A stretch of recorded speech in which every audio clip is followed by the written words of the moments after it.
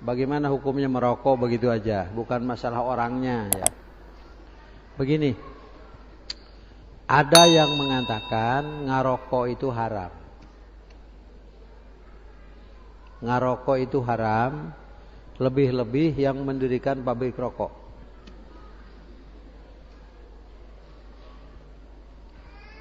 Dan pemerintah menetapkan pajak dari pabrik rokok.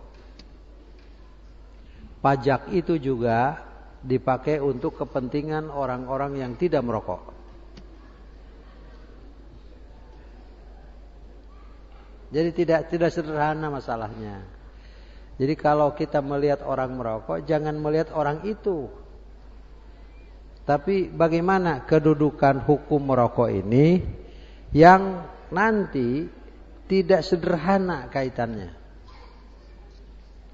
Bakonya, coba ulangi ya, bakonya. Kalau bakonya perempuan yang ngajenol di sini itu apa? Apa namanya itu? Susur. Itu lebih dari merokok, itu makan bako itu. Makan bako itu. Ya. Bukan masalah. Masih ada itu. Saya melihat ada bapak-bapak juga waktu saya di Irian. Melihat ada orang-orang yang di sini air liurnya ada agak merah. Waktu saya tanya itu, kenapa itu? Itu sengaja katanya air liurnya dikeluarkan dan itu satu kenikmatan karena dia itu ada di sini ada bako. Ya.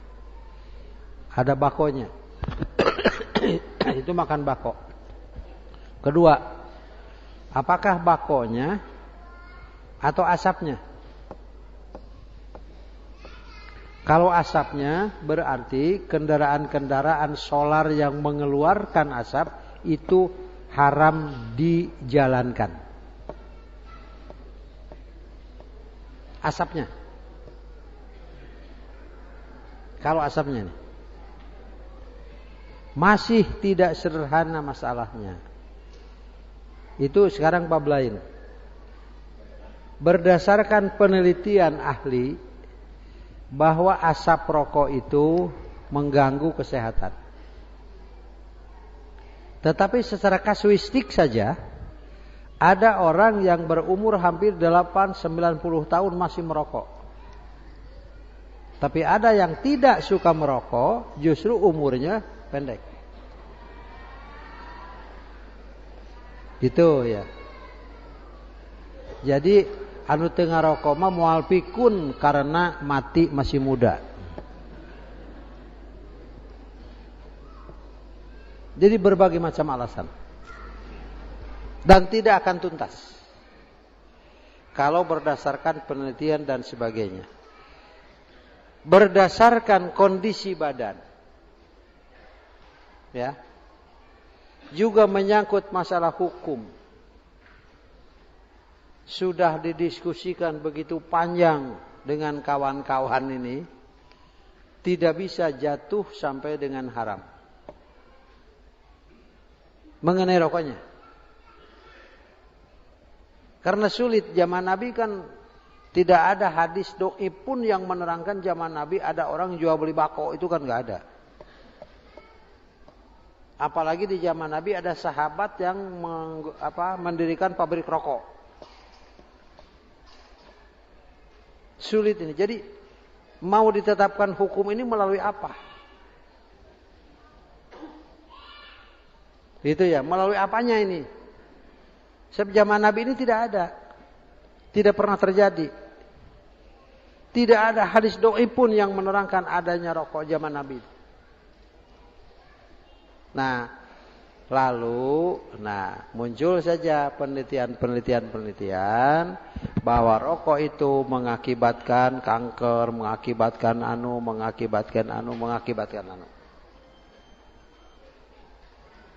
Itu pernyataan itu sebetulnya akan mengundang tanda tanya besar. Tanda tanyanya apa? Bagaimana kalau yang lain dari itu juga mengakibatkan akibat yang sama? Tak itu ari diajar hukum. Nah, karena itu kesimpulan akhir daripada diskusi yang panjang waktu itu, satu, tidak sampai jatuh kepada haram, tapi tetap makruh. Juga bukan karena baunya. Sebab kalau karena baunya, makruh itu bukan karena baunya, tapi si baunya itu kabawa karena ke masjid dan salat berjamaah, itu masalahnya. Bukan masjidnya.